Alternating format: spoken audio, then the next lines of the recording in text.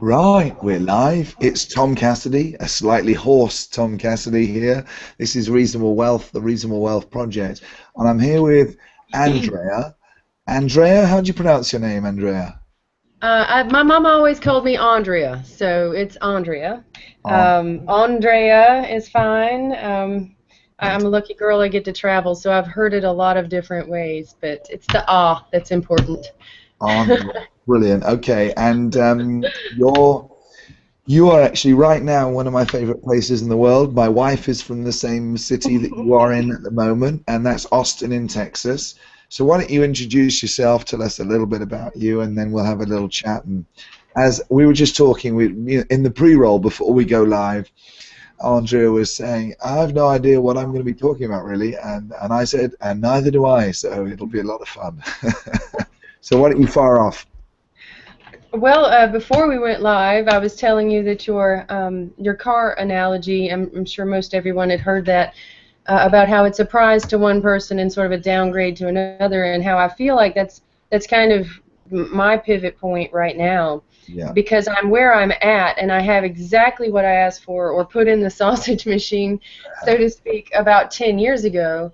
I just realized I forgot to put some important things in the sausage machine.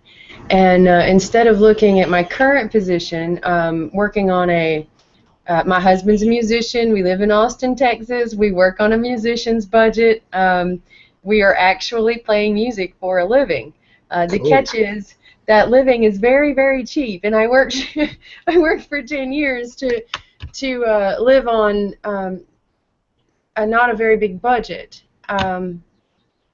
Because I had another business, a service business. I had another food industry business, and I had a bigger house and all that stuff, and it was not making us very happy.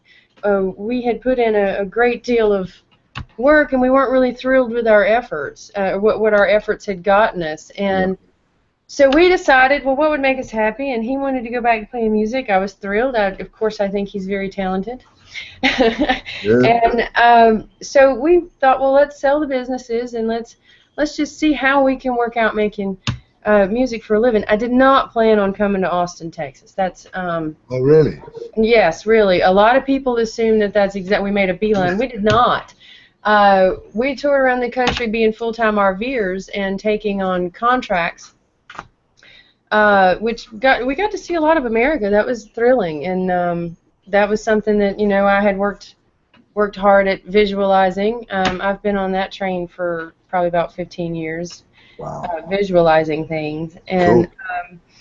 I guess I was just frustrated because now I call my house a cracker box, but now I say it lovingly. I'm in here. I'm in a little cracker box out by the lake, Yeah. and I feel like I'm stuck economically. And that's what attracted me to, of course, your program is I forgot to put the wealth into the sausage machine. And Yeah. I realized that I have manifested exactly what I wanted, and now I've got to kind of shift my thinking, or as you have brought to my attention, this script. Uh, So that's where I'm okay. at. What do you have to say, Mr. Cassidy? So basically, you're saying that you already have the power to create whatever you want. You acknowledge that. I might be a little late recognizing just how powerful I am, actually. There is no such thing as late. I know that's a script. I just feel like now I have a support group, which is just I'm thrilled with all these wonderful characters that I get to interact with every day in the group. And I feel like I can accelerate this now. There are some Wow. keys to accelerate this now. Brilliant. Okay, so you know very clearly you know what you want. You've got exactly the right lifestyle. You've got the perfect lifestyle. You're doing what you want to do in terms of how you spend your time. Your husband's doing music. It's fantastic. But you kind of okay, this is great, but there's nothing wrong with having a bunch of money as well, right? Oh, exactly. There's nothing wrong with that. And I didn't. I always thought that I thought there was nothing wrong with that. But listening to other people's one-to-ones. And I don't know that anybody said this directly, but you know, you're asking them questions, and I'm also kind of answering for myself. Of course. And I realized that I had, along with talking about putting in my sausage machine, along with we want to play music for a living, along with we want to be the masters of our own time. I was also blaming the money and the success that we had had in the other business for the stress and the frustrations and the things that kind of the bad things that went along with it. Mm. And that's no good, because if I think money's bad, I'm not going to have any. Well, we move away subconsciously. We move away from Yeah. things that make us feel bad. So if we don't get a real ding every time we think about money, we will conspire to keep the money away from us, and we will do it subconsciously. We won't even be aware of it. So the first thing that people need to do if they want to be wealthy is get so comfortable about money. They realize that they're only ever going to get money as a result of giving tremendous value to a large number of other people. And that's where I would always start, is to say, as long as you realize that you can only get wealthy through giving value to people. So you either give more value to the same number of people, or you give the same value to more people, or you give more value to more people. And that doesn't mean doing the same thing. You could do additional things as well with your time. But at the moment, your time only gives what you do with your time. So your whole entire combination of resources, which is your intelligence, your intensity, your ability to love, to inspire, multiplied by what you actually do, the way you play music or whatever it is that you do, is at the moment giving out a certain amount of value. And it's not what you think it's worth, it's what it is worth to the people that get to experience it. You want to make more money, just give more value to people. Simple as that. Work out ways to organize your resources, your physical and your metaphysical resources, in a way that you give more value to people. And that's, that's obviously the higher level. You just got to work out to do how to do that. And that's what Well, that.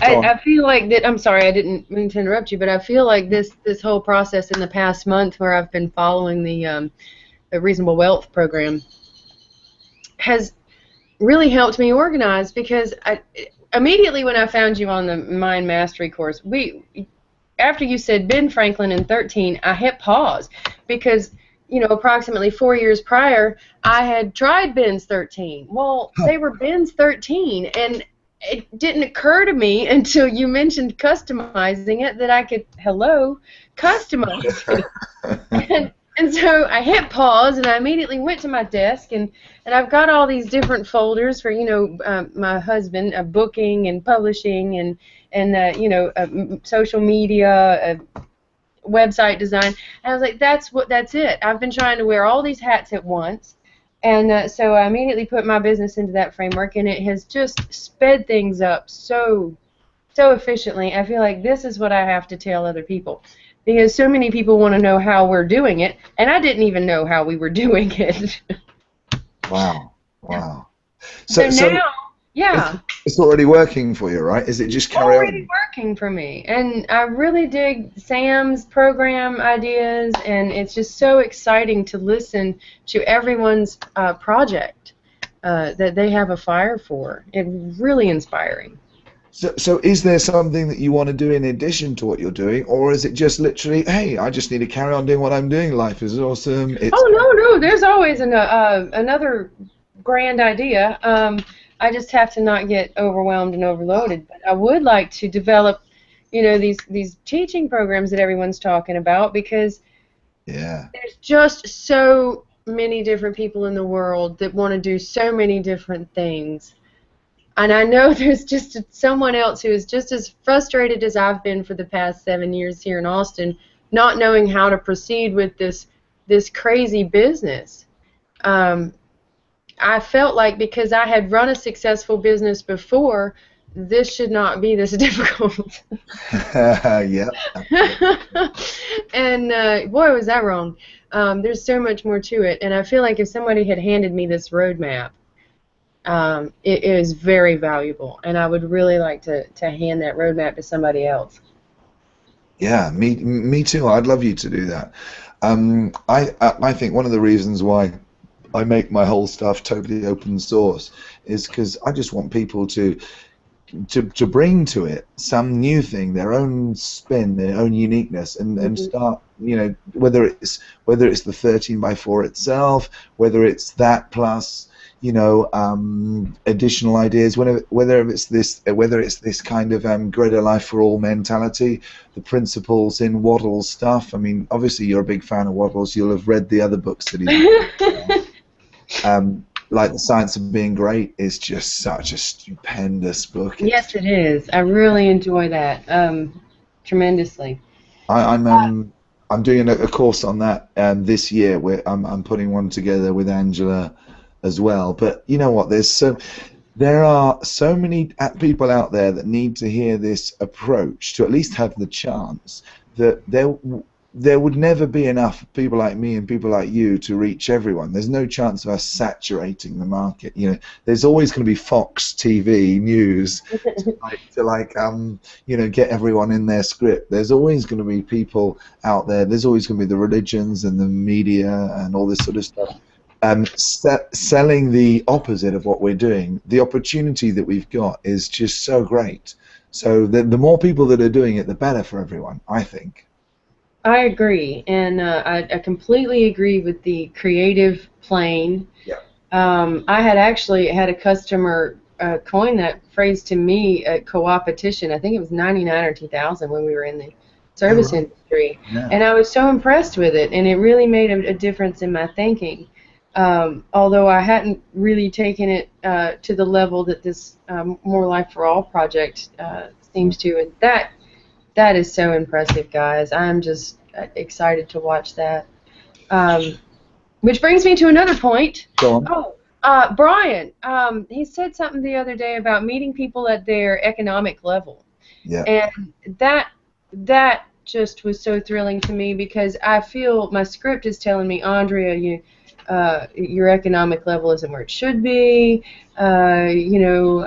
This is really worth more than you're able to pay right now, and it's it's just so comforting that this is a 13-year program, Mm. that we have longevity on our side, Yeah. and that things can grow slow and steady is sustainable.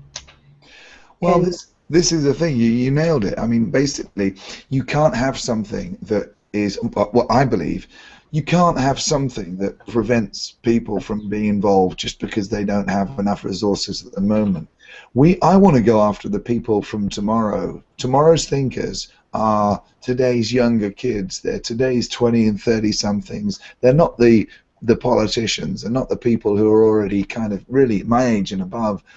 I'm not saying they're already lost, but let's not focus about about what the older people, the people who have power now, are going to do, because they're going to get old pretty quickly, and we want to make this available to students in India, and you can't be charging people for something like this. That's why the whole pay what you want philosophy is the only way it can go forward. Now, there's no way I could afford my time to do one-on-ones with everybody if I hadn't structured it like this so that everyone benefits from everybody else. So the whole reason that I can do this is because we're recording this and it's public domain, so everyone can access it.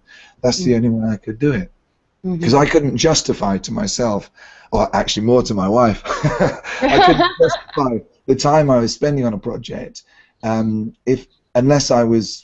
if I was doing it the conventional way. I'd have to bill an hourly rate. Even if I build a really, really reduced hourly rate for one-to-one time sessions, it still would prevent a lot of people from accessing it. So I just came up with this idea. It's just downloaded to me. Look, we can do. The hidden subtext of everything I'm doing is greater life for all. That's the kind of the in the background underneath, and it's almost like that will be the thread which links everything. You can do whatever you want to do in the future. Musicians are a greater life for all people. I'm a musician as well. And music is all about everybody wins. It's not about Yeah. There's no, oh no, but there's only a limited amount of music that can ever be written. Music is is the best example of sort of truly abundant living. It's like, well, you've written a song, I'm going to write a song as well. We both get to hear each other's songs. Everybody wins. Yes, yes. So it's not like, oh, hang on a second, if you've written a song, that means I can't write a song. Oh no, damn it, you wrote a song first. Damn it, I wanted to write a song. Well, it's Right? never going to be the same song, so exactly. Of course. And when I was very young, I realized that I needed to. I play quite a lot, actually. I mean, one of the reasons I met my wife, Cindy. I mean, obviously, everyone in Austin is a musician. But I met her when she was in London. She was playing, playing the guitar, singing. She's not that good. She was playing the guitar and singing. And I said, do you want to come and play with my band? We did a bit of stuff, got it together that way. I still play the piano all the time, as often as I can. I'm kind of a bit of a jazzer. I've gone instrumental now, really, because I'm into the. I deliberately gone instrumental because I don't want to limit the music that I'm creating to just people that appreciate English. So I've Well, actually that's decided wonderful. deliberately. I can totally agree with that because of my fascination with languages, and that was something I only began to pursue for myself. I'm gonna tell on myself. I started when I was 35, and I'm 38 now. I'm reasonably. I can get around in German, Yeah, and I won some lessons. It's like the universe said, "Okay, we're going to bless this effort." I won 8 weeks of French lessons recently, so. Um, cool. Yes, I really enjoy doing that. And so that kind of leads me into something else I'd like to say about the vision. I don't have it all together. I don't know exactly what I want to do, and I say that because I've kept notes for the past 10 or so 15 years that I've been writing out my vision and trying to visualize. And it's changed and it's become more accurate, and Yeah, um, I don't know that it will ever be completely polished. good. And Yeah. Is as soon that as good? yeah, of I course feel it's good. inadequate sometimes when people are so sure. What happens is they're sure now, but Yes, what yes. but as they grow and develop, their vision changes. That every time I'm not even the same person that went to bed last night. I've got different molecules in me than I had yesterday. Hmm. I've got different thoughts. The only thing I'm not a fixed entity. The only thing I'm certain of is that I'm a verb, that I'm changing, that I'm constantly changing. So if I was constantly changing and working towards a fixed vision, that to me wouldn't seem to make sense. At the point now, I know exactly what I want to do, and it's perfect for me for right now. But in 2 years' time, my vision will have changed and will have grown and will have expanded and will be something else. And what your script will do is, oh, you didn't really know what you wanted. Oh, yeah, you're changing all the time. No, Yeah. it's like no script. It's No, that's refinement. It's yeah. not always a It's the same principles, but there's specific yeah. things that become more or less attractive to you as you go along. Okay, so what do you want? What of the things that you think that you've got sorted? What are the ones that are most exciting to you? Well, trying to sort it out is a big job, and that's a process. But over the years in my note keeping, it's refined down to one sentence, which has to do with being a world traveling adventurer and always affecting great change in the world. And the affecting great change in the world part has probably become more clear as far as a definite mission, what my end goal might be. It's a little utopian of a thought, but do you, is this where I tell you what it is?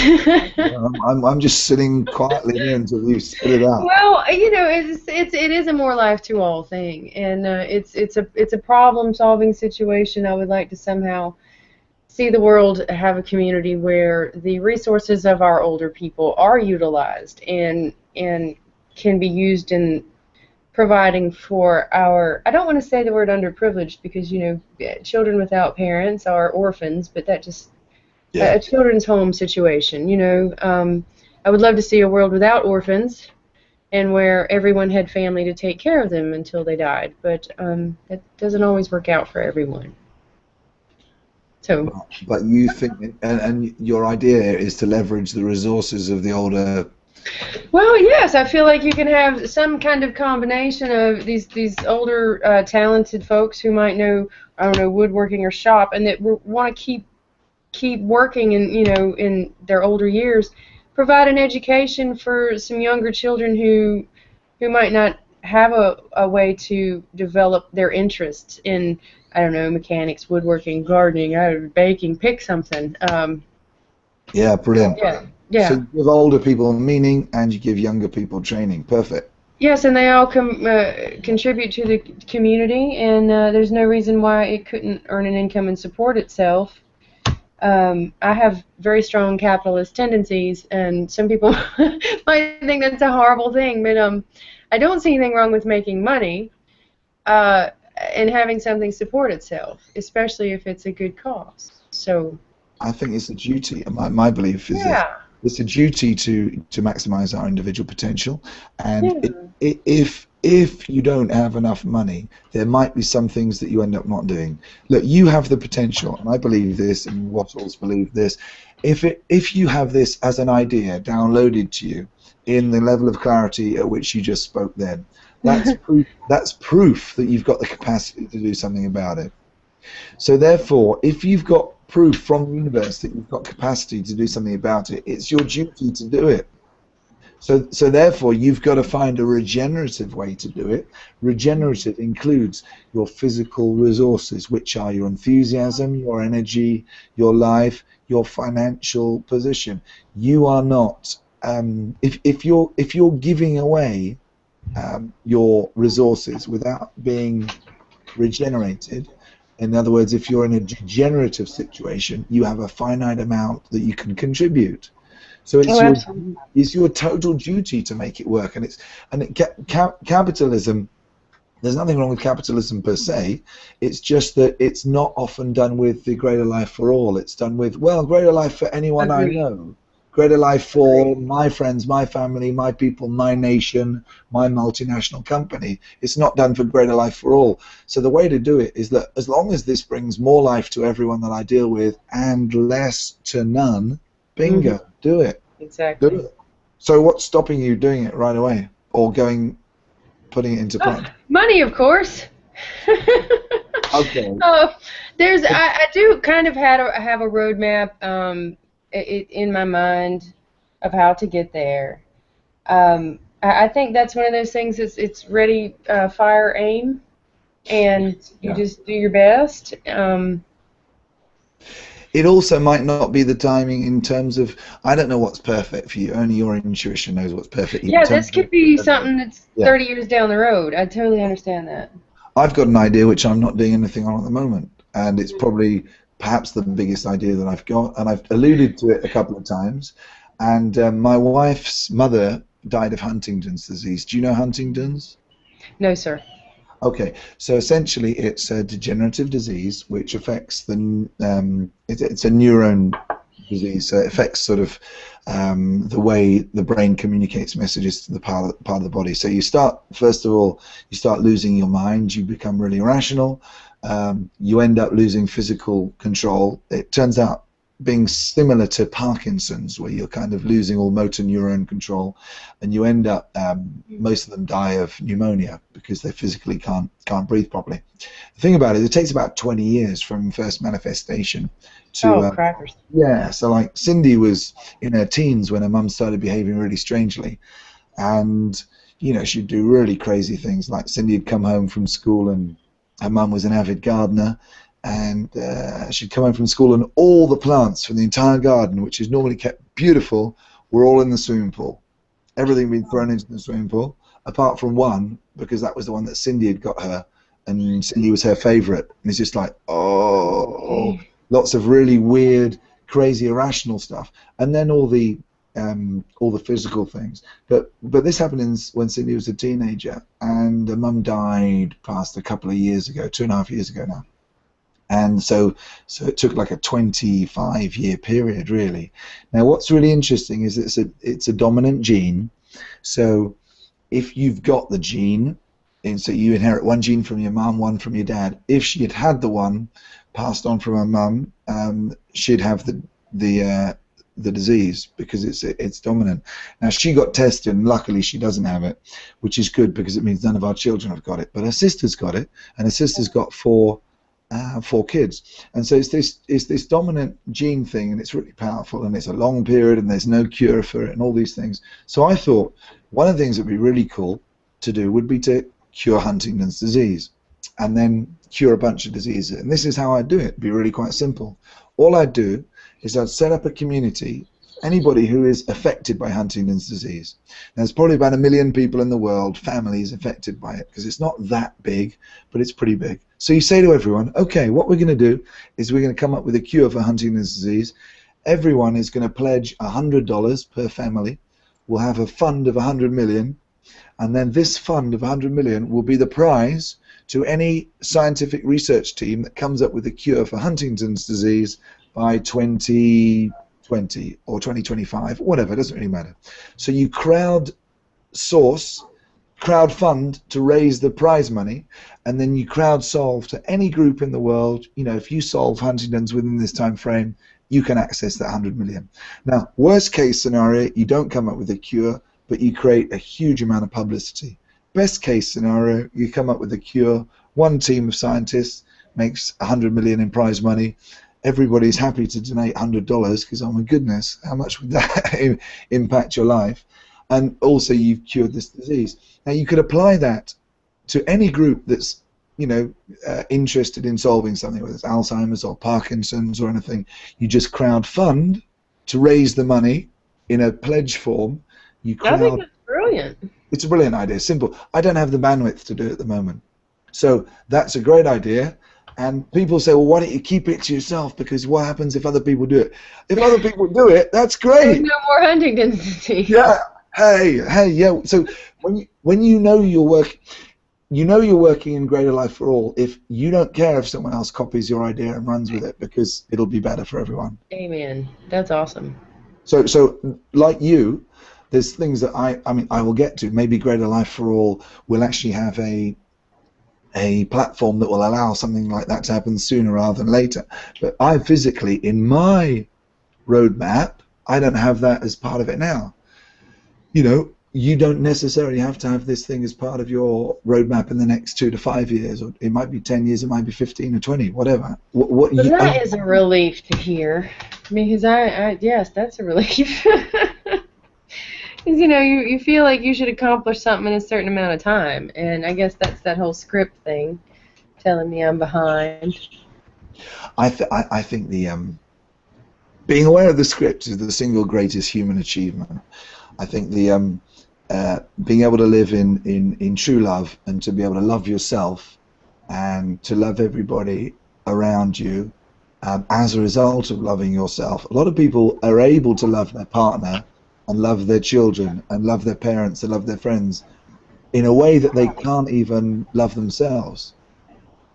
And I think where a lot of people will do that. You know, how many times do we talk to ourselves in such a way that if we spoke to our best friend like that, they would never come around again? Right? We say, oh, you dummy, what the hell are you, oh, this is ridiculous. Oh, you're never, oh, why are you making such a balls up of this? All this sort of stuff. You know, and obviously we would never choose to do that. So the script is such a big deal. And I think that if we can, if all we ever did as a result of all the things that we did as a community and individually is got people to notice that most of the time there's a voice in their head which isn't them, that is just an automatic response that they've learned from church and from media and from family and from you know, folk lore and traditions and all that sort of stuff. If that was the only thing we did, then that would be Greater Life for All right there and right then. But we can, if we decide to live out of our script as much as possible, then you're superhuman. You can do so much because you just got amazing energy.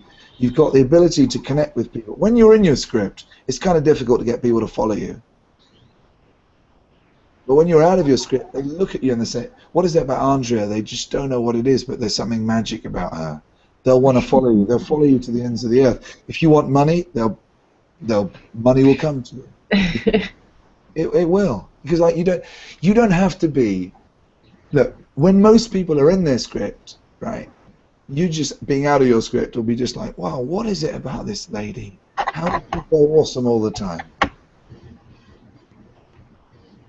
So anything you decide, you can do. Now, when Wattles is talking about it, he's talking about it in different language because he either wasn't aware or he didn't perhaps know or just didn't choose to talk about this particular thing, this self-awareness. I suppose he did in Science Has Been Great. He talks about identification, identifying with the inner part of you that really is God and is connected, and we're all the same. And I think kind of that's, our intuition. That's how he talked about sort of learning to read the minds of God and learning to trust our intuition.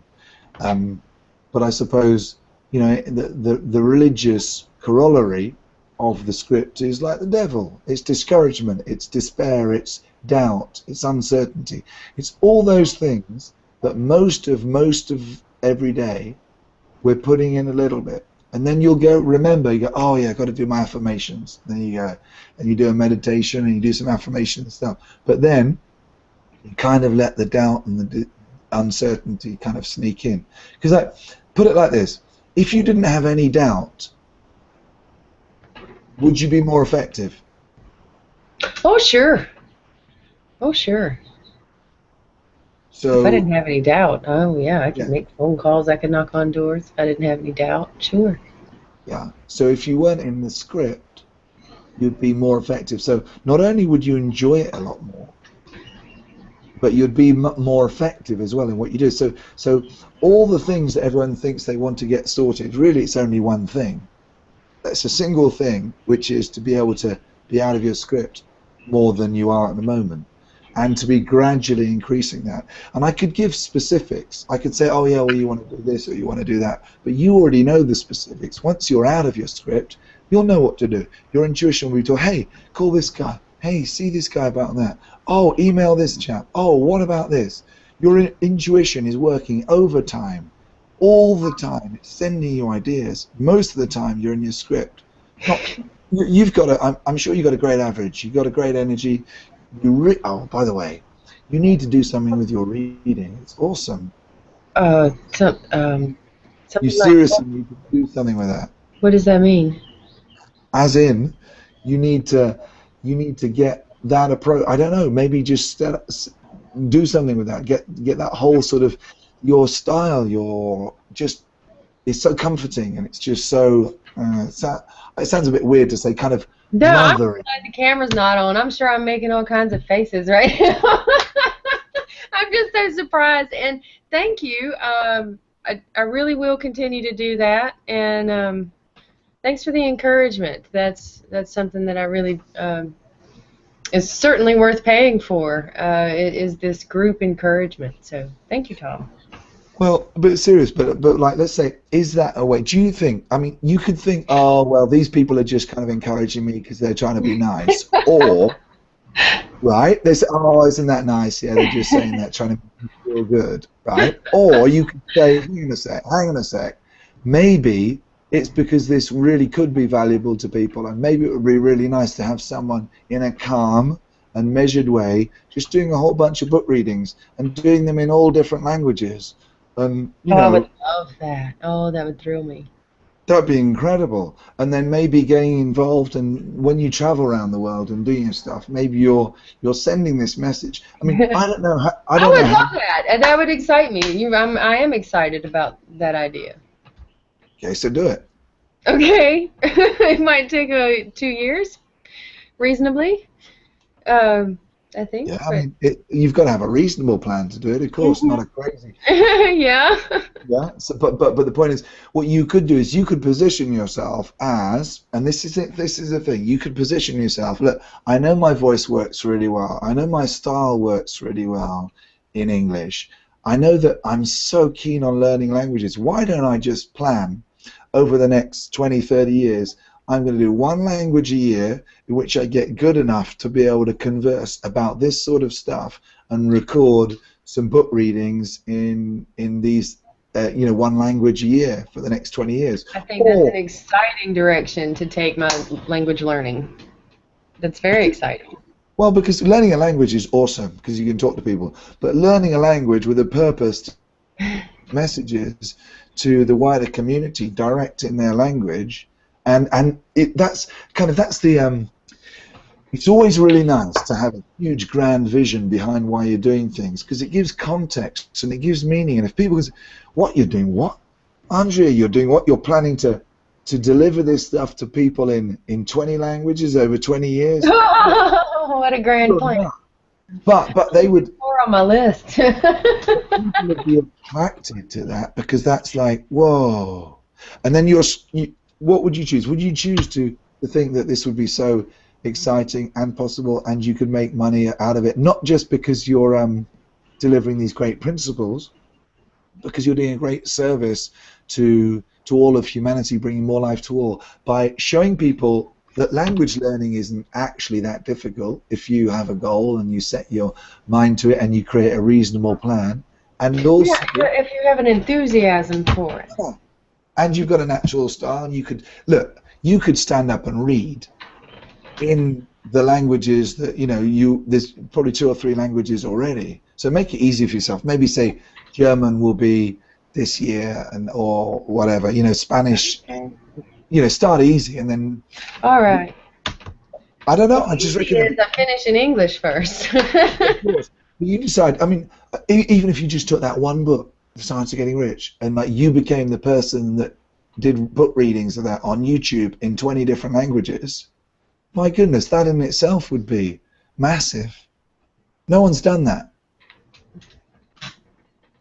And that wouldn't take up so much time because you're going to learn these languages anyway, right? Oh, absolutely. And it would be very fun. Job done.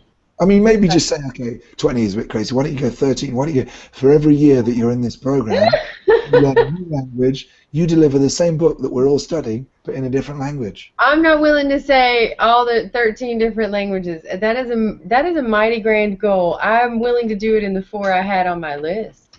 Fine. There you go. 4 is great. Yeah, and because there is no limit, I suspect that there's someone else out there who can cover the languages that I'm not going to get to. And this is the thing. You just do what feels right to you. I'm just riffing here. It's a beautiful idea. I like it. There you go. 4 languages is. Hey, if you did it in 4 languages, would you be bringing more life to all? Absolutely. You set up your own YouTube channel. You've got one for you've got 4 playlists, different languages. Boof. If you're only doing 4 languages, you don't have to wait for 4 years. You could probably get them up and running relatively quickly. Within the next year or so, you could have it all sorted.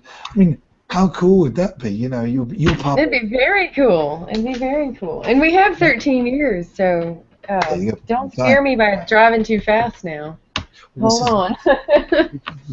It's only you who ever knows. I'm just coming up with ideas, putting them out of the hat. You know what's going to be right for you.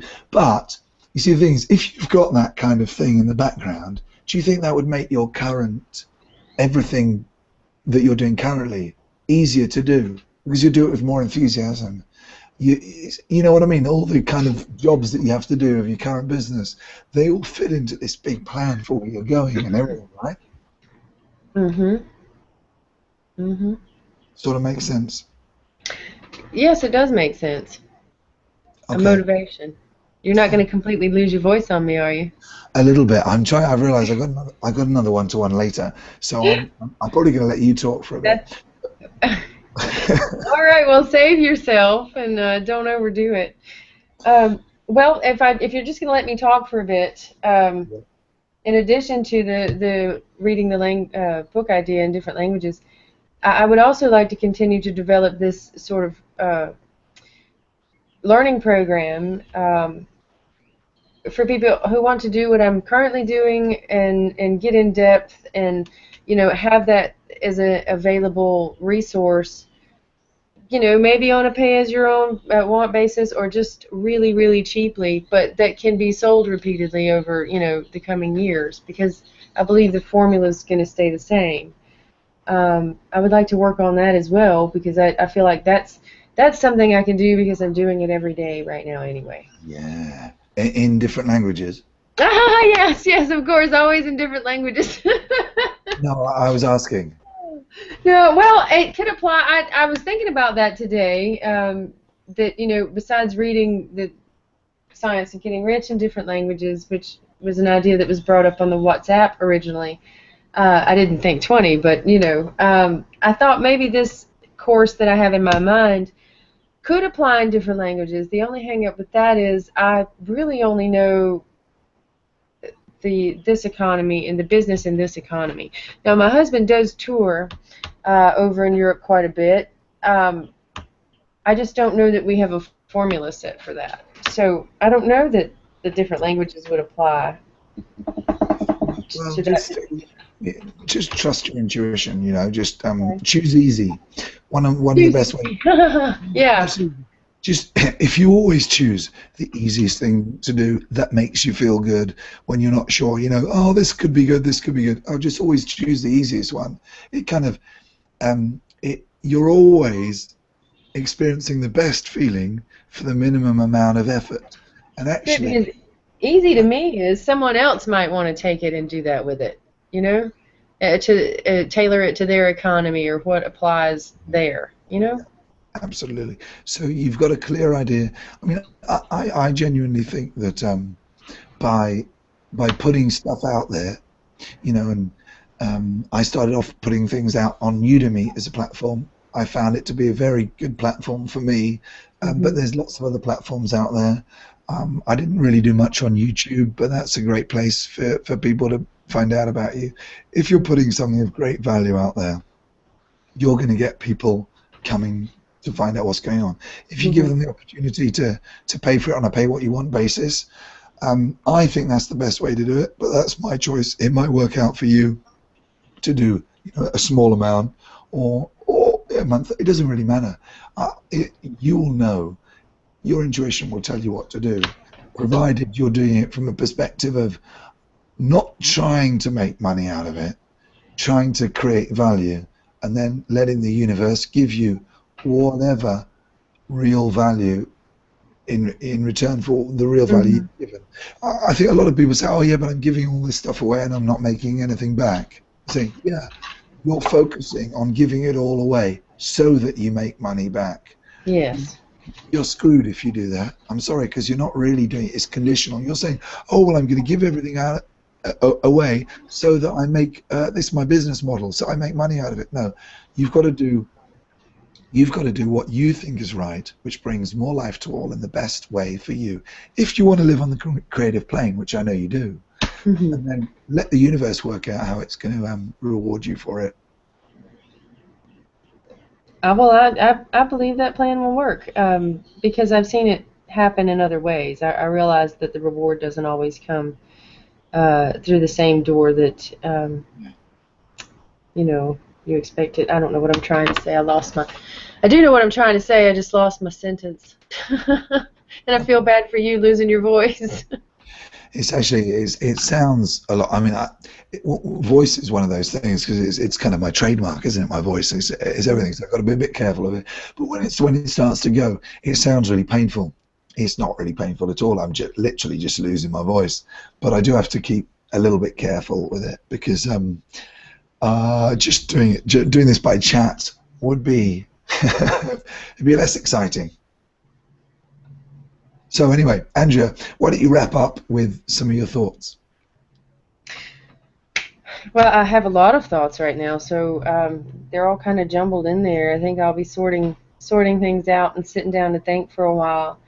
I just try to wear too many hats all at once, and I just need to focus on the one thing each week, um, Yeah. and take it slowly, and just remind myself that slow and steady is sustainable. I certainly say that enough. I just kind of feel like I should be a lot further down the road. Your And that's script. always the script, exactly, Yeah. exactly. And I just want to say thanks again to everyone who contributes to this because it's invaluable. Boy, Mark Berger, he's really tuned in. Really get a lot out of him and Sam, and I just want to thank everyone who contributes, which is my initial gut reaction was, oh no, I don't need to have a one-on-one with Tom. But then I started feeling that I really need to get in the pool with everyone else and contribute because you never know what you're going to give someone. I certainly didn't know I was going to inspire Ruth to make her video. We all kind of help put food on each other's plates here. It's that endless buffet reference again. We're all serving each other, and so I hope that I have done my part, and I hope that someone has gained an aha moment, or maybe their script talks the same way mine does. I think so, and one thing that's really really good is just because you don't need something doesn't mean you won't benefit from it. So treat yourself. If I'm available, but hit me up. You might not need something, but you might put it like this. If I'm a really good runner, and I'm the best runner in my race, I don't need a bicycle to beat everyone else. But if I happen to have a bicycle, it'll probably get me much faster to where I want to go. So like this kind of, the more you get out of your script, the more you're noticing, the more you're raising your awareness. It's like the more you're getting on the bicycle, really. You're just using a different technology, a technology of thought, a different metaphysical technology that's as effective as a bicycle. You don't need it because you're already winning in the race. You're already doing well. You already know this stuff. You already know it quite well. But why not get on the bike from time to time? Well, I think that's a wonderful idea. And I feel like this whole group is getting on the bicycle. So love it. Looking forward to the next 12 years and 11 months. And I'm looking forward to chapter 4 of your review. Yeah. All right, next Tuesday for sure. You'll see it. Andrea. Listen, Thank you very much, Tom. Have a wonderful evening. All right. Cheers and bye. Have a nice one. Bye-bye. Bye-bye.